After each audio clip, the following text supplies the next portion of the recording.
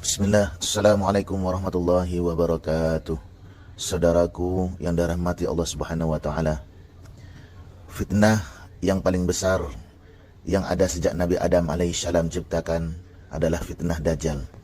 Sebagaimana sabda Rasulullah sallallahu alaihi wasallam dalam hadis riwayat Muslim, tidak ada satupun makhluk sejak Adam diciptakan hingga terjadinya kiamat yang fitnahnya lebih besar dari fitnah Dajjal.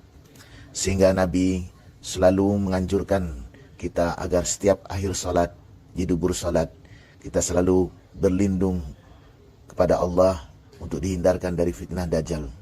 Allahumma inni a'udzubika min azabi jahannam wa min azabil qabr wa min fitnatil mahya wal mamat wa min fitnatil masyihid Dajjal. Ya Allah, sesungguhnya aku berlindung kepadamu dari azab jahannam, dari azab kubur, dari fitnah kehidupan dan kematian, dan dari keburukan fitnah Dajjal. Berikut marilah kita simak faedah singkat dari Aminur Baid, Ustadz Aminur Baid. Barakallahu bikum.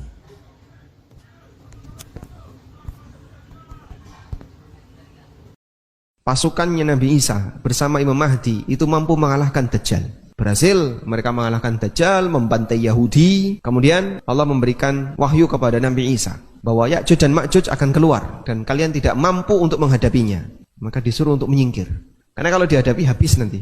Berhadapan dengan Ya'juj dan Ma'juj, kaum muslimin akan habis. Pasukan Nabi Isa itu mampu menghadapi Dajjal, tapi tidak mampu menghadapi Ya'juj dan Ma'juj. Sehingga saat Dajjal dilawan, dihadapi. Padahal pasukannya Dajjal banyak sekali. Ketika Ya'juj dan Ma'juj mau keluar, ini disuruh minggir. Mereka bersembunyi di atas gunung. Nah, saat Ya'juj dan Ma'juj keluar, penduduk bumi nggak ada. Mereka tidak menjumpai manusia. Di mana manusia? Dicari, nggak nemu. Allah rahasiakan, Allah simpan di tempat yang aman. Lalu mereka merasa kita sudah berhasil menaklukkan penduduk bumi. Maka kita akan taklukkan penduduk langit. Apa yang mereka lakukan? Mereka panah ke arah langit. Allah Subhanahu wa Ta'ala menipu mereka karena mereka mau menguasai bumi. Allah menipu mereka dengan cara panah itu balik dalam bentuk apa? Berdarah. Nah, mereka makin bangga. Kami sudah berhasil menaklukkan penduduk langit. Maka langit dan bumi milik kita. Itu Ya'juj dan Ma'juj. Hingga kemudian Allah Subhanahu wa Ta'ala mengirim apa? Ulat. Yang ulat itu semuanya makan tengkuknya. Grogoti semua tengkuk Ya'juj dan Ma'juj. Mati semuanya. Bangkainya di mana-mana. Bisa dibayangkan berapa jumlahnya? Tidak ada yang tahu kecuali Allah. Di mana Pak tempat mereka? Allah rahasiakan. Walaupun manusia mau mencari pun nggak bakalan ketemu. Baru dikeluarkan kapan? Setelah Nabi Isa turun. Lalu di atas gunung itu harga makanan mahal sekali. Sampai satu kepala sapi harganya sama dengan emas seberat kepala sapi. Jadi harga daging sama dengan emas. Daging saon ya emas saon gitu. Mungkin bisa disebut itulah puncak inflasi.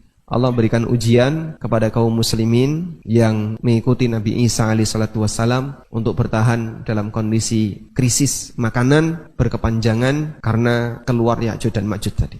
Sampai kemudian setelah selesai mereka turun dari gunung dalam kondisi mereka hidup sangat nyaman. Tidak ada orang berantem, sampai ular tidak gigit, anak kecil sampai serigala tidak makan domba, saking amannya. Selama berapa lama? 7 tahun.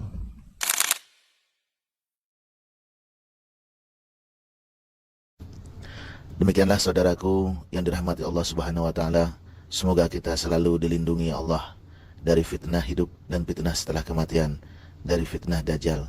Barakallahu fikum. Asyhadu an la ilaha illallah, astaghfiruka wa atubu ilaih. Assalamualaikum warahmatullahi wabarakatuh.